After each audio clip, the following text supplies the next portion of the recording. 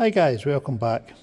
Right, today's video is about EGRs, exhaust gas recirculation valve. This particular failure I just wanted to share with you. Valve we're looking at here, that's your EGR cooler. That's the EGR valve there itself. I'll show you that in a minute. So exhaust gases come in here. If the valve's open, they pass through the cooler back into the inlet of the car. If this valve's moved, then it bypasses the cooler, goes along this bottom pipe and again into the inlet of the car. This particular valve is off a 2021 Range Rover, the 3 litre Ingenium. Car came in, just to give you a bit of history on it, the car came in as a non-runner. Done a bit of digging, a wee bit of live data and stuff, found the DPF was totally choked to the point that it wouldn't even let the car start. So we removed the DPF filter from it, sent it away to our friends at Turbo Guy in Glasgow to get the DPF fully flushed, cleaned and checked. It came back, the results were pretty conclusive that the DPF was totally choked. So the guys cleaned it all out, flushed it, gave us a report to tell us it was all good to go. Got it put back into the car. Unfortunately, the car still wasn't very healthy. It would now start and idle perfectly, but the second we touched the throttle, the car would just die.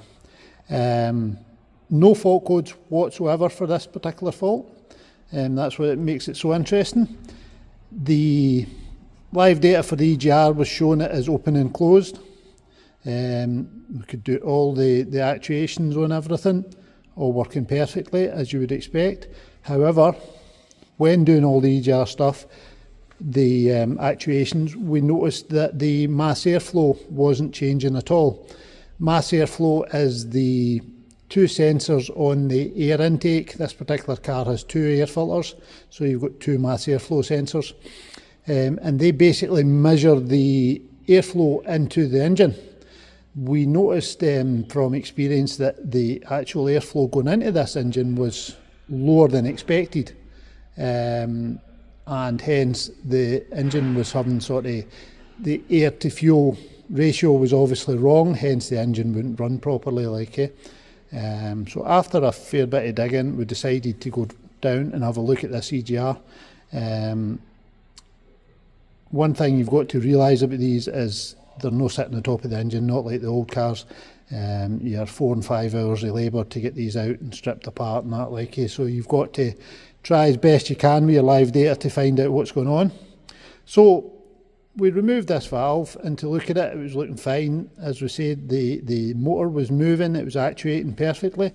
However, when we pulled the actual valve, this part, out, we immediately noticed something missing. This part here should be welded to the end of that.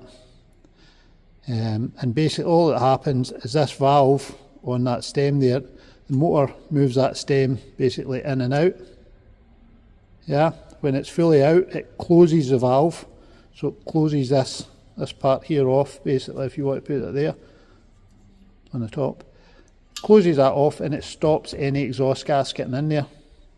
So the ECU for the engine thought that that valve was closed, therefore not letting any extra air into the inlet. Therefore, the car was actually, because this was open, getting far too much air. Too much air, not enough fuel, so the engine just died. So with the EGRs, normally what happens is the car been up and they get stuck. As soon as it gets stuck, then the ECU flings a fault code for it. Not enough movement, not reaching end stops, etc, etc. However, this one was moving perfectly. Just that part there was floating about in here somewhere. So, just another one you want to watch out for. We obviously got a new valve, put it all back together, engine running sweet as a nut again like it. But I just thought it was a wee interesting one that you might want to look out for. Absolutely no fault codes. Purely down to experience, you look into live data and stuff and seeing what was going on, realising that the car was getting far too much air for the amount of fuel it was delivering. Mass airflow was lower than expected, so basically the air that the car was running on was coming from the exhaust rather than from the fresh air filters, and that's about it.